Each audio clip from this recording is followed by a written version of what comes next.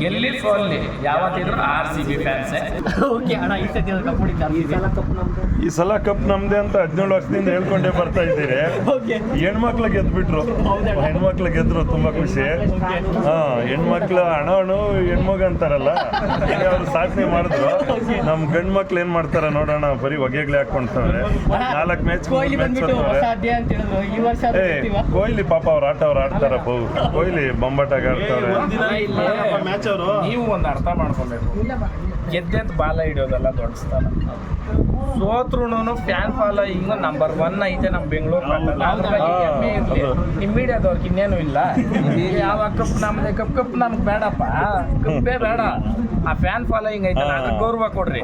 ಇಡೀ ವರ್ಲ್ಡ್ ಅಲ್ಲಿ ಬೆಂಗಳೂರಿಗೆ ಇರ್ತಕ್ಕಂಥ ಫ್ಯಾನ್ ಬೇಸು, ಆ ಕ್ರೇಜ್ ಯಾಕನ ಐತಾ? ನೀನ್ ಯಾರು ಇವನು ಮತ್ತೆ ಅದ್ ಹೆಂಗ್ ಬಾಯಿ ಬರ್ತೈತಿ? ಕಪ್ಪು ಬೇಡ, ಚಿಕ್ಕು ಬೇಡ, ನಾವ್ ಯಾವತ್ತಿದ್ರು RCB ಫ್ಯಾನ್ಸ್. ಈ ಸಲ ಜೈ RCB, ಜೈ ಹಳ್ಳಿಕಾರ್. ಹೇಳಿ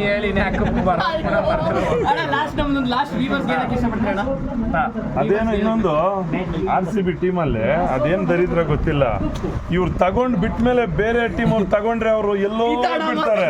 ಇವ್ರ ಹತ್ರ ಇರೋವಾಗ ಆಡ್ತಾನೆ ಇಲ್ಲ.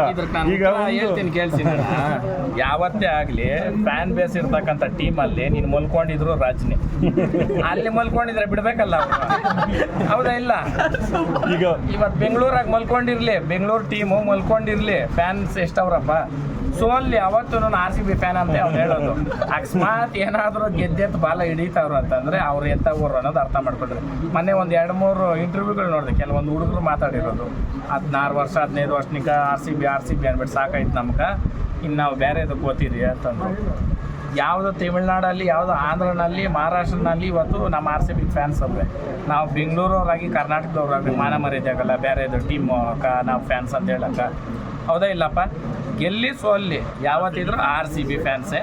ಅಂದರೆ ಅದೊಂದು ಅದು ಏನೋ ಇವಾಗ ಅದು ಬೇಕಂತ ಮಾಡ್ತಾರೋ ಬೇಡ ಅಂತ ಮಾಡ್ತಾರೋ, ಸ್ವಲ್ಪ ಶ್ರಮ ಪಟ್ಟು ಆಡಲಿ. ಯಾವತ್ತೋ RCB ಗೆಲ್ತದೋ ಅವತ್ತು ಅದೇನೋ IPL ಅಲ್ಲಿ ಇಲ್ಲ.